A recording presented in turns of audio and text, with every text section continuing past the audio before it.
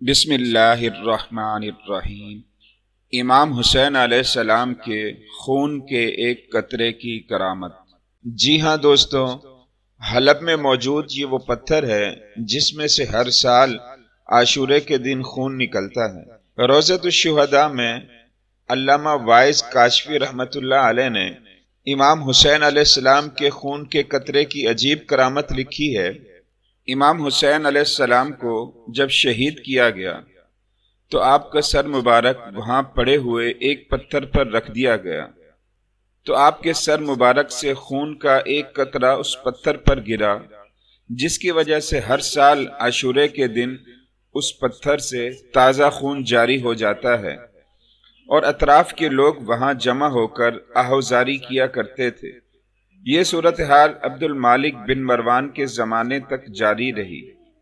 جب اسے لوگوں نے اس واقعے کے بارے میں بتایا تو اس نے وہ پتھر وہاں سے اٹھا لیا اور کسی دوسرے کو اس کے بارے میں نہ بتایا۔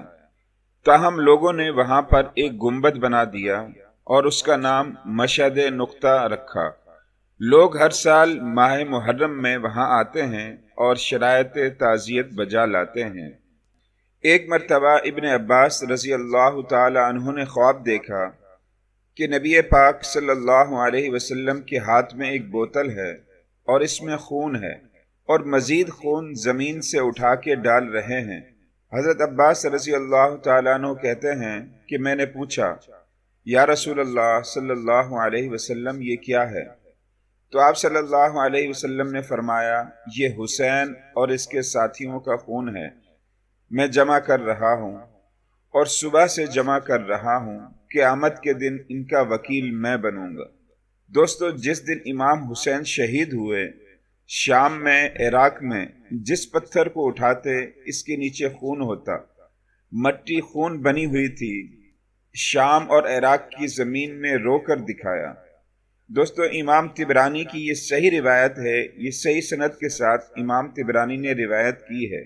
میرے عزیز دوستوں، پتھر سے خون کا جاری ہونا تعجب خیز نہیں، عجیب تر تو یہ ہے کہ روم کے علاقے کے ایک پہاڑ پر ایک پتھر کو شیر کی صورت میں تراشا گیا۔